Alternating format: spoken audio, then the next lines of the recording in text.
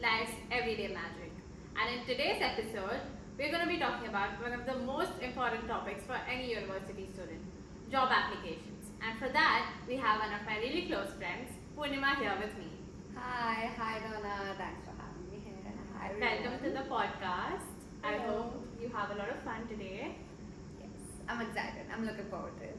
Yeah, okay. Okay, so moving on. I know that last year you did an internship in the summer. Even I did an internship in the summer.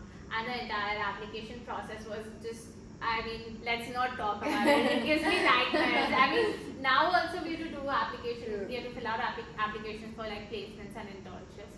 But how was your application process like? So I would like to talk about the difference between application processes back home, like in India, Yeah. especially, and here. I found it to be much more easier back home in India because point number one, you have campus placements. You directly apply, you go sit in the interview, and yeah, you have your result. Although you still have to prepare for the interview.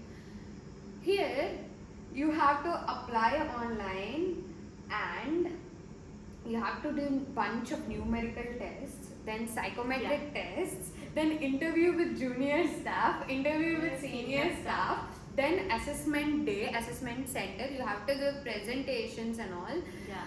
and then you'd get to hear from them after like 2 weeks and all. Yeah. It's a 5-round interview process. It mostly. differs. Yeah. It differs from industry to industry also, but most of the industries have this. Yeah. Yeah, They you have have this. like tests, and then for sure, every other industry now has Yeah. tests, and then interviews, and then one like last assessment, like you give a presentation or something. Yes. But I feel more than that, your CV, because Mhm. that's the first thing you send out. Your Yes. CV. You send it out to while filling out an online application. Yeah. Your CV and your cover letters are like your major things True. that you send out. And I think one advice or tip I would like to give to everyone out there is that make your CV in such a way that it shows your personality, shows what you've done, your experiences, your hard skills, your soft skills, everything. It covers, but in just one page. More than Yeah. one page they don't read. There's Yeah. this myth, how many they take 7 seconds. Yeah. So the recruiters just spend 7 seconds maximum on your CV. So you have a lot of resources online, guys. Yeah. Don't use the word template. It's not that helpful. Please use the resources online on the internet, and just go to Google Images and type CV for this company, how Yeah. it should be, and get the format right. And yeah, you should be good. The first thing that they check is CV. Nowadays they have this AI CV checkers. Yeah, they have AI CV checkers. Like you apply today, next day you'll get rejection because Yeah. their AI Yeah. checks for like certain keywords Yeah. that you've done. And they're like, did you even read through it? Did you even give us an option? And the way they write rejection like letters the next day, they're like, you're not up to our standards. Oh yeah. As soon as I see the word unfortunately, I'm like, okay. Let's not read the mail. After that, I You're won't lost, read. bro. Yeah. Yeah. But there is an AI tool, even to make your CV. There's this thing called Resume AI. Okay. Yeah, you should also try it, Resume Okay. AI. It helps you like fill out different things, like Yeah. your content for each role. I didn't know what to write before. I used to write in like really Yeah. simple terms, but that really helped me. Like I used it once, but it was helpful. And the second thing that you can do to get your CV checked and all, you can reach out to professionals on LinkedIn. Let's say you're applying for this company. Yeah. Search for that company's individuals, and you can just Yeah. message them and say that, hey, look at my CV, please. Yeah. And please let me know if please review it and let me know if I have to make any changes. I think that really works. Yeah, or you can also reach out to hiring managers for the positions that you've applied for, or you can like ask someone who you already know in the company to like reference you. Yeah. That would really help. So many people do that these days, like Yeah. reaching out on LinkedIn and like messaging or emailing them, but like don't spam email or spam message Yeah. anyone. This is pretty much Yeah. networking. That is You're kind of talking like to them. You're networking, just yeah. getting to know people. So what I'd say is put it out there. The worst Yeah. that they can say is no, this No. is not working. Yeah. So it's fine. Just try it. Yeah. But don't not to, right. yeah, for sure. Don't sit not Yeah. trying. Yeah. So You know, one thing I learned about is we have so many networking events, you Yeah. know, in schools, in our unis, and Universities. there are so many networking events even held in general. I think there are websites where you can look online for networking events happening Yeah. for finance industry, for marketing, for technology. Yeah. There are so many you know, networking events happening. And one thing I've learned is that networking is not like, oh, going and talking to people. Networking is building relationships. It's like, you know, I learned in one of my classes over here in term 1. I don't know if you remember business Management lab. Management lab, yeah. So in that, my tutor told me that, you know, building relations in such a way that when you meet, you remember their name, you remember a few things about their life, and then you know, you go back, you write their like contact information down, or like, you know, you somehow connect on your social media, and you go back and, you know, make sure to catch up with them once in a while, so that you're building that relation over time, so that in future, if you ever need, you know, help anywhere, or if you need to like reach out to people, you know, there are certain people out there to help you out, or like, you know, you have built certain work relations out there. And you'll also realize how that small talk has A bigger impact. bigger impact. Yes, exactly. Yeah, for sure. And I think the third phase of that, the interview phase, I mean, interviews are scary. Definitely. What was your interview like? You know, your interview experience like? Yes. So here, I've kind of faced a new interview testing methods. So one that is okay. So here I kind of faced a different version of interview method. So they've done a recorded video interview thing. So that is basically, you'll have the question in front of you, and you have to look at yourself, turn on your camera, look at yourself and answer it. So I find that very intimidating, because like my eyes are totally on my expressions, and I'm like, what am I doing? Yeah. So that is intimidating. But for interview, there's no other advice that I can give than practicing. You have to practice. Bro, I mean, go apply just for the sake of giving interviews. Yeah. Just give apply interviews. jobs. Even if you don't want it, apply. Try attempting their interview and see where you actually stand in the interview phase. It's really important. Yeah. I think I've given if I've applied to 100 internships, let's say, actually the number is somewhere close to that. For sure. Yeah. For sure. Yeah. If I applied somewhere 100, you will hear back from only 20. 20 to 30 for video interviews. Yeah. And every interview is different from like every other thing. Yeah. And you just keep going on practicing, and you have a lot of resources on YouTube as well. Yeah, but from those 20, you know, you hear back only from 5, and from the 5 you get into one internship. So if you want to get an internship, apply to 100. Yes.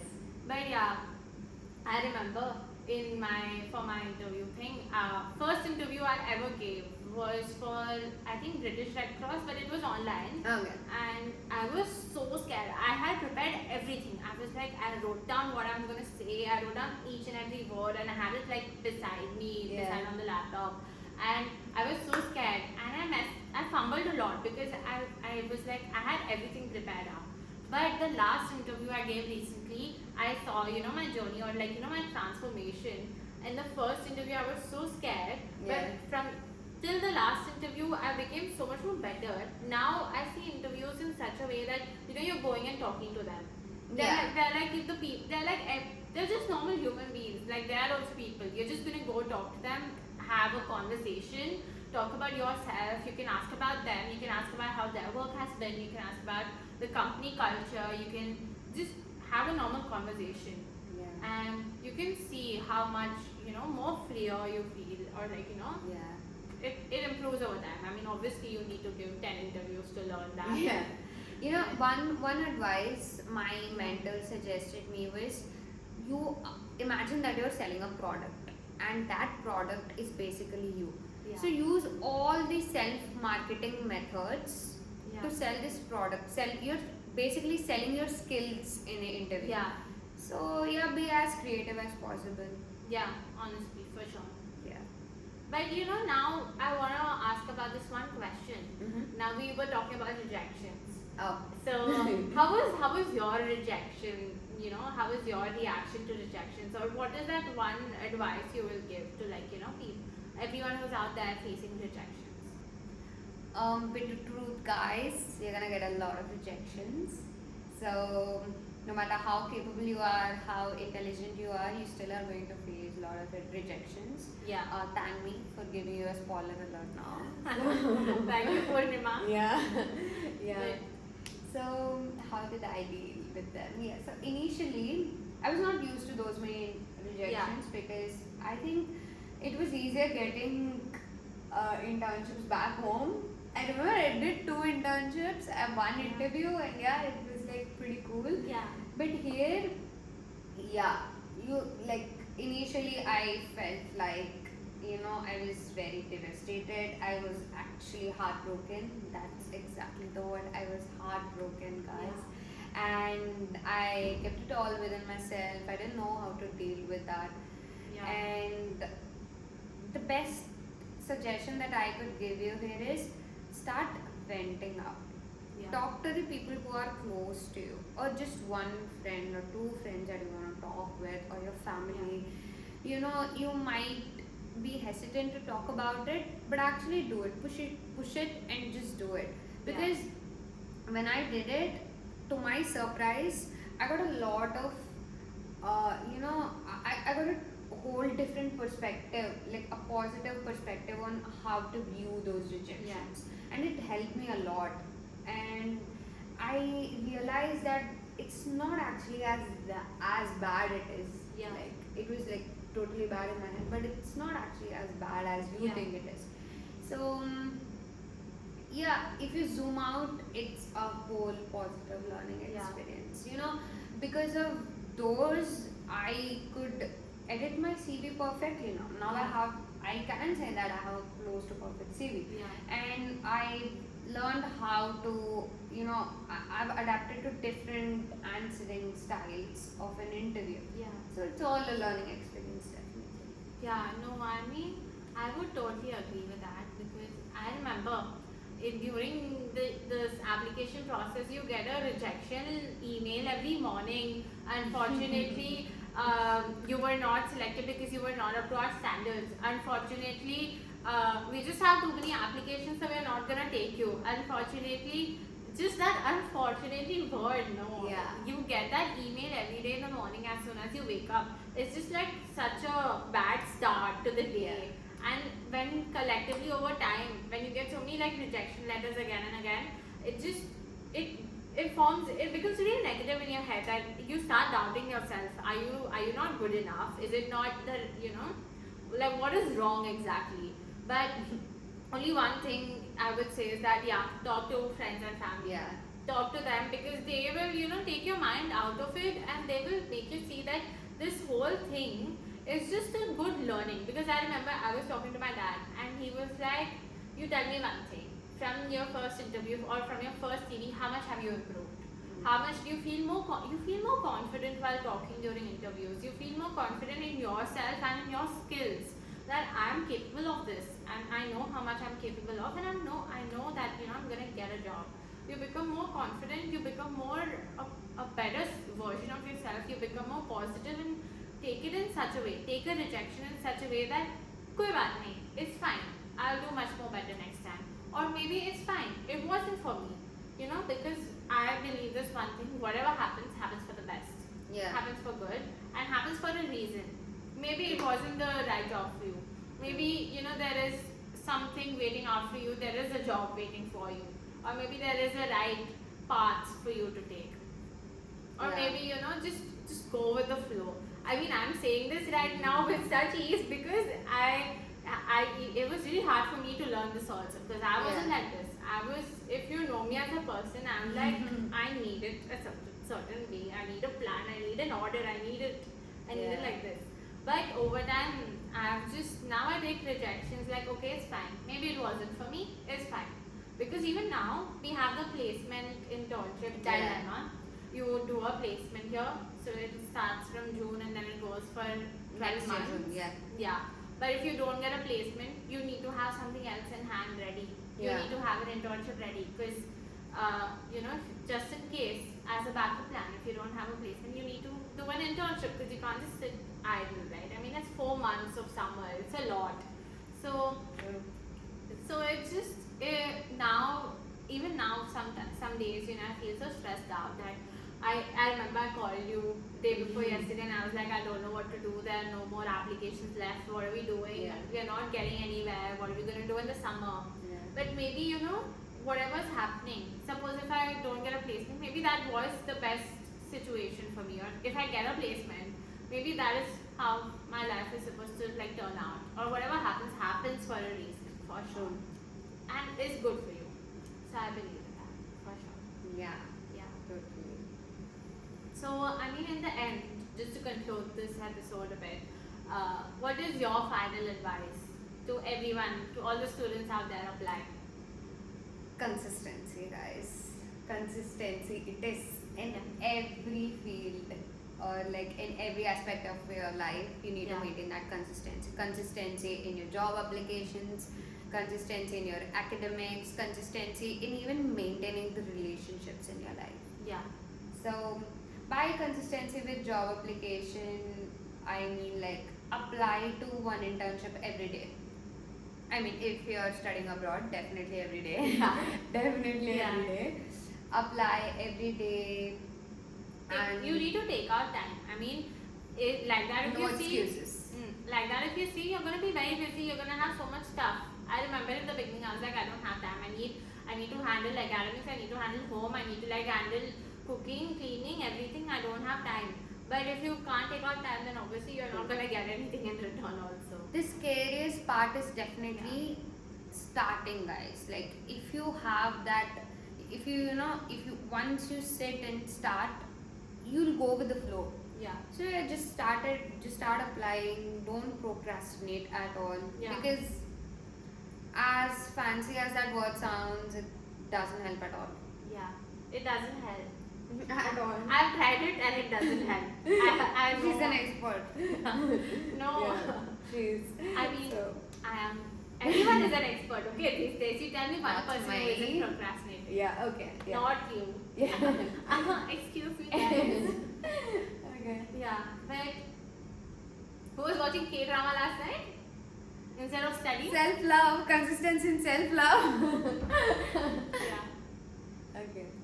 but yeah, I mean it is important. You need to put in efforts. I mean, you should take out time for yourself also. Watch a K-drama when you feel like. Take Yeah. a break. I mean, everything can get too overwhelming. Everything can get too much also.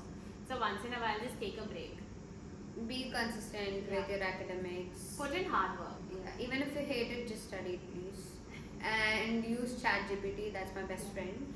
One tip is if you don't understand any concept, you can just copy paste it and type explain this to me like a 15-year-old child. I saw this on the internet and it actually works. Really? It actually works. Yeah. It should break down to my IQ level and I Yeah. understand stuff much better. Yeah.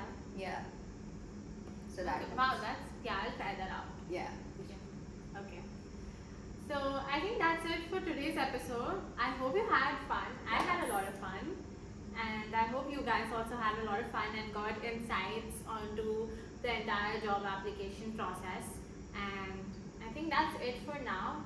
For a little sneak peek for the future episodes, we're going to be talking about extracurriculars to do in university apart from academics, and we're also going to be talking about manifestation Yeah. sometime in the future. So just a little sneak peek for next week, and yeah, that's it. Thank you so much. Hope you had